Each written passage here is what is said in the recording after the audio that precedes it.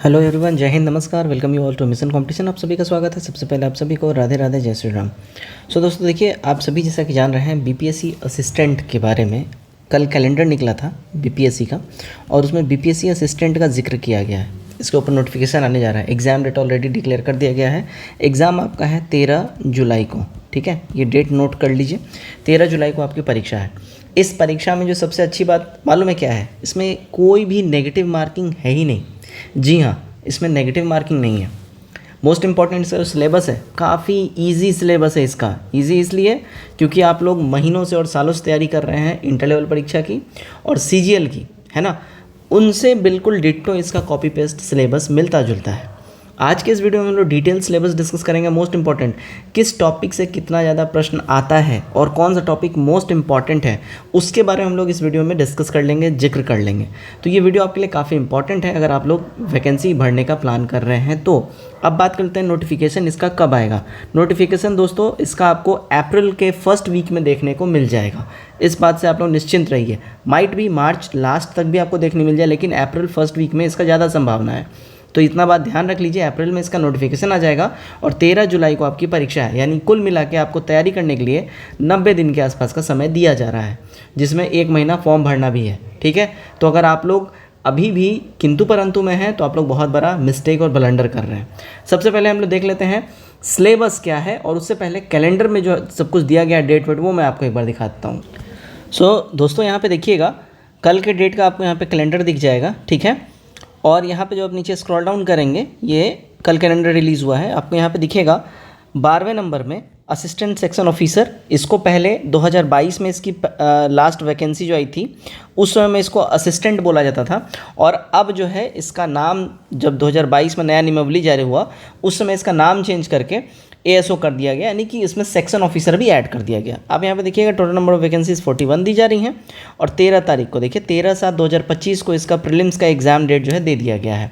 Most important, examination बिल्कुल आपका जो बिहार एसएससी है उसका ही कॉपी पेस्ट है, लेकिन यहाँ पे थोड़ी सी चेंजेस हैं। चेंजेस क्या है वो मैं अभी जिक्र करूँगा। दोस्तों देखिए, आपको लगभग 90 दिन का जो समय मिल रहा है, इस 90 दिन के समय के अंदर में आपकी और भी वैकेंसीज आने जा रही हैं। बात कर लें Bihar SI, Bihar SSC, CGL 4 and so on. अभी एलडीसी का भी वैकेंसी आएगा बीपीएससी के तहत। इन सारे वैकेंसीज़ के लिए बिहार में जितनी परीक्षाएं होने वाली उसमें जो भी जीके जीएस का जो प्रश्न पूछा जाएगा, तो यहाँ जो हम लोग आपको पीडीएफ दे रहे हैं, इस पीडीएफ से आपके लगभग मतलब उस एग्ज़ाम में 50 से 60 प्रश्न यूँ ही लड़ जाएंगे, ठीक है। हम आपको 12,000 प्रश्नों का कलेक्शन आपको यहाँ पे प्रोवाइड करा रहे हैं, ठीक है। तो आपको ये बहुत ही ज़्यादा काम आएगा। आप यहाँ पे देख सकते हैं 1 लाइनर फॉर्मेट में आपको दिया जाएगा, ताकि आपका कंटेंट आप पूरा का पूरा पढ़ सके अच्छे से। 12,000 सवाल कम नहीं होते हैं, अच्छे से पढ़ सकें। इसका प्राइस देखिए 149 रुपये रखा गया है। मोस्ट इंपॉर्टेंट, ये आपका सारा सब्जेक्ट का मिल जाएगा, हिस्ट्री, पॉलिटी, ज्योग्राफी, साइंस, ये सारा मिला के ये इतने प्रश्न होंगे, ठीक है ना। आपको 149 का पेमेंट करना है, वन टाइम पेमेंट, और ये 9708351194 इस नंबर को ऊपर करना है, और व्हाट्सएप पे इसी नंबर के ऊपर में स्क्रीनशॉट पेमेंट का भेज देंगे, फिर आप लोगों को पीडीएफ हाथों हाथ दे दिया जाएगा। सो दोस्तों देखिए, हम लोग अपना सिलेबस डिस्कस कर लेते हैं। तो सिलेबस में देखिए कहाँ से कितने प्रश्न आते हैं ये इंपॉर्टेंट है। सबसे पहले करंट अफेयर्स और जनरल स्टडीज़, इसका हम लोग बात कर लेते हैं। और आप सब जान रहे हैं करंट अफेयर्स बहुत वेटेज रखता है, तो करंट अफेयर्स आप लोग बिल्कुल आज से पढ़ना स्टार्ट कर दीजिए। और ध्यान रखिएगा, देखिए करंट अफेयर्स तो आप 2025 का पूरा जनवरी से कंप्लीट करेंगे ही करेंगे। 2024 का भी करंट अफेयर्स आप अगस्त के बाद से आपका पूरा कंप्लीट होना चाहिए, कम से कम अगस्त से, इस बात का ध्यान रखिएगा। चलिए देखिएगा, तो यहाँ पे देखिए इंपॉर्टेंट समिट्स एंड इवेंट्स, जो कि आपको करंट अफेयर्स का ये पार्ट है।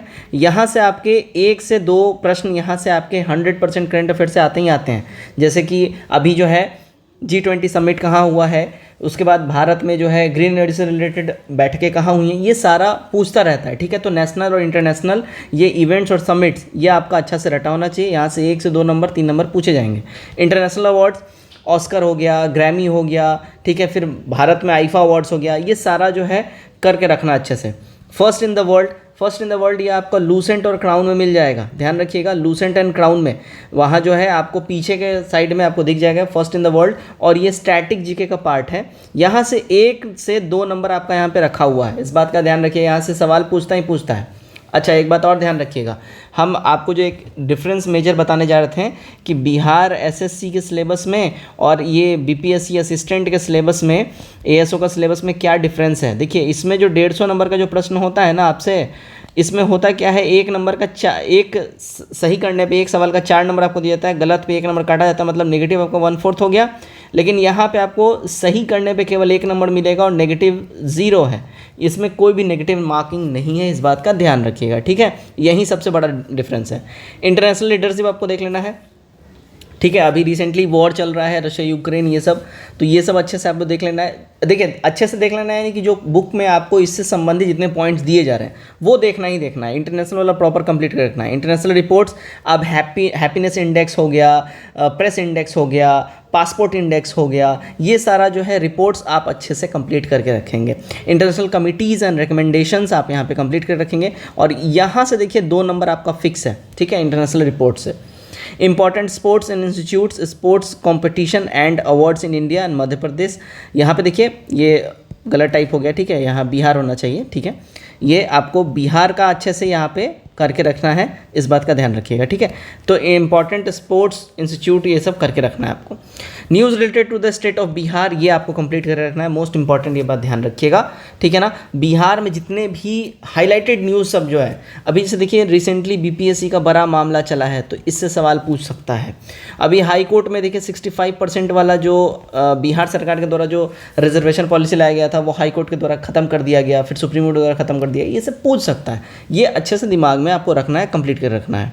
अब national and regional constitution statutory body, ये सब कर रखना है, यानी कि बेसिकली पॉलिटी से बातें हो रही हैं, ठीक है।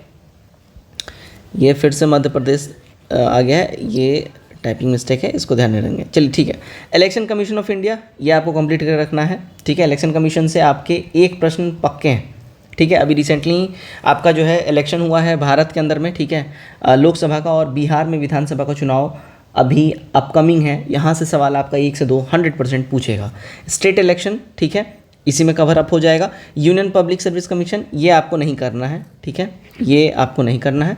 कंट्रोलर एंड ऑडिटर जनरल, हाँ, यहाँ से आप आर्टिकल याद कर लेंगे, आर्टिकल 315, जो कि बीपीएससी और यूपीएससी सबसे संबंधित हो जाता है। तो ये आप अच्छे से जब करिएगा ना, तो ये थोड़ा सा आर्टिकल्स वगैरह देख लीजिएगा, आर्टिकल इंपॉर्टेंट है। कंट्रोलर ऑडिटर जनरल, ये आपको करके रखना है। नीति आयोग, और नीति आयोग से रिलेटेड जो भी प्लान्स हैं, जो भी पॉलिसीज़ हैं, वो देखना है। Human rights and commission, women commission, child protection commission, schedule caste और schedule tribes commission, backward class commission, information commission, vigilance, national green tribunal और फूड प्रिजर्वेशन कमीशन, ये सारा जो है आपको करके रखना है।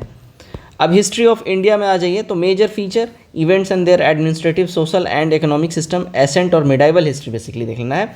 एसेंट हिस्ट्री में और मिडाइवल हिस्ट्री में आपको यहाँ पे क्या देखना है कि एसेंट हिस्ट्री में, जैसे कि मान लीजिए सिंधु घाटी सभ्यता थी, सिंधु घाटी सभ्यता की वहाँ पे एडमिनिस्ट्रेटिव सिस्टम कैसे थी, वहाँ पे शहरी व्यवस्था, आप सभी जान रहे हैं, सिंधु घाटी सभ्यता पहली शहरी व्यवस्था थी। वहाँ पे पक्के घर मिले, पक्के घरों के साक्ष्य मिले हैं, पक्की नालियाँ मिली हैं, सड़कें बिल्कुल तरीके की मिले हैं। तो ये आपको देखना एडमिनिस्ट्रेटिव वहाँ पे कैसा रहा। मिडाइवल में जो मुगल भारत में है, तो उनका एडमिनिस्ट्रेटिव सिस्टम कैसा था, तो बेसिकली ये सब आपको बहुत सही करके रखना है, यानी कि बाबर, हुमायूं, अकबर, शाहजहाँ, इन सब के टाइम में एडमिनिस्ट्रेशन कैसा था, 2 अस्पा, सिंह अस्पा, ये सब कौन लागू किया, ये सब आपका रहना चाहिए। तो एसेंट और मिडाइवल आपको बिहार के परिप्रेक्ष्य में अच्छे से करके रखना है। सोशल एंड रिलीजियस रिफॉर्म, ठीक है, ये सब आपको करके रखना है, खास करके 19वीं और 20वीं सदी का, ठीक है ना। 19वीं और 20वीं सदी का सोशल रिफॉर्म्स आपको ठीक ठाक अपना पढ़ लेना है। ये सब आपको क्राउन में मिल जाएगा या लूसेंट में मिल जाएगा, कहीं आपको बाहर झाँकने की जरूरत नहीं है। Independence struggle and the national movement of freedom, ठीक है, यानी कि जो 1857 का रिवॉल्ट है, गांधी निरा है, ये सब अच्छे से पढ़ लेना है, ठीक है। उसके बाद integration and recognition of Indian after independence, यानी कि भारत की आज़ादी के बाद चीज़ें कैसे बदली, कैसे उसके बाद विकास हुआ हमारे कॉन्स्टिट्यूशन का, कहाँ कहाँ से क्या क्या अडेप्ट किया गया, ये सब इसमें कर लेना है। ये बेसिकली पॉलिटी का भी थोड़ा सा पार्ट इसमें आ जाएगा। अब बिहार के हिस्ट्री से कुछ इंपॉर्टेंट पॉइंट्स पढ़नी है आपको। Major events and major dynasty Bihar में, जैसे मगध साम्राज्य था, उसके बाद आपका गुप्त साम्राज्य था, ये सब के बारे में अच्छे से पढ़ना है। उसके बाद बौद्ध धर्म, उसके बाद जो है जैन धर्म, ये सब के बारे में अच्छे से पढ़ लेना है, ठीक है। शंकराचार्य, इन लोग के बारे में अच्छे से पढ़िए, जो लोग साउथ से इधर नॉर्थ में आके अपना प्रचार किए, ठीक है, सनातन धर्म का। Contribution of Bihar in freedom movement, ठीक है, बिहार का क्या रोल रहा है फ्रीडम मूवमेंट में, ये सब बताना है। मेजर आर्ट एंड स्कल्पचर, ठीक है। मेजर ट्राइब्स एंड डायलेक्ट्स, तो जो इम्पोर्टेंट जो सारा जो जाति होता है, ठीक है, जो जनजातियाँ हैं, ठीक है, उनके बारे में अच्छे से पढ़ लेना है। जैसे कि थाल, संथाल, मेजो, ये सब जो जनजाति है किस स्टेट से ये बिलोंग करते हैं, ये अच्छे से देख लेना है। Major festival, folk music, folk art, folk literature. अच्छा, यहाँ पे जो ट्राइब्स है ये बिहार को फोकस करके ज़्यादा आपको पढ़ना है, बिहार में कौन कौन सी जनजातियाँ बसती हैं। अब बिहार में जो बिहार का जो फोक फेस्टिवल है या नृत्य है, आर्ट एंड कल्चर, लिटरेचर है, ठीक है, ये सब अच्छे से आपको रखना है करके। Important literature and their literature, ठीक है। लिटरेटर मतलब कि बेसिकली यहाँ बोला जा रहा है कि बिहार से संबंधित जो महत्वपूर्ण जो लेखक और उनकी जो कलाएं हैं, यानी उनके द्वारा जो प्रोड्यूस किया गया बुक है उसके बारे में अच्छे से, यानी राइटर और बुक, ये सब अच्छे से पढ़ के रखना है बिहार के परिप्रेक्ष्य में। Religious and tourist places Bihar में कौन कौन से, वो देखना है। इंपॉर्टेंट ट्राइबल पर्सनालिटीज़, ठीक है, बेसिकली जो जनजातियाँ सब हैं उनसे इंपॉर्टेंट और फेमस पर्सनालिटीज़ के बारे में देख के आपको रखना है। अब जनरल साइंस की बात करते हैं कि जनरल साइंस जो है ये आपको बेसिकली यहाँ से आपका क्या है ना, जनरल साइंस में ये बायोडाइवर्सिटी वगैरह ये सब काफ़ी इंपॉर्टेंट है, लेकिन यहाँ पे जनरल साइंस हम आगे इसका डिस्कस करेंगे। सबसे पहले मैथ का सिलेबस देख लीजिए। तो percentage, time and work, area, profit and loss, simple and compound interest, time and distance, HCF, LCM, problems on edges etcetera, और डाटा इंटरप्रेशन, DI बहुत कम पूछता है, ये रेयर ऑफ द रेयरेस्ट पूछता है, बट ये करके रखना है क्योंकि पहले पूछा हुआ है, इसलिए ये आपको करके रखना है। तो बेसिकली इतना सारा जो चैप्टर आप कर लीजिएगा तो ये आपके प्रीलिम्स के लिए मोर देन इनफ है, ठीक है। अब रीजनिंग में देखिए, रीजनिंग में केवल मैंने 6 इंपॉर्टेंट चैप्टर को यहाँ ऐड ऑन किया है, जैसे logical reasoning and analytical ability.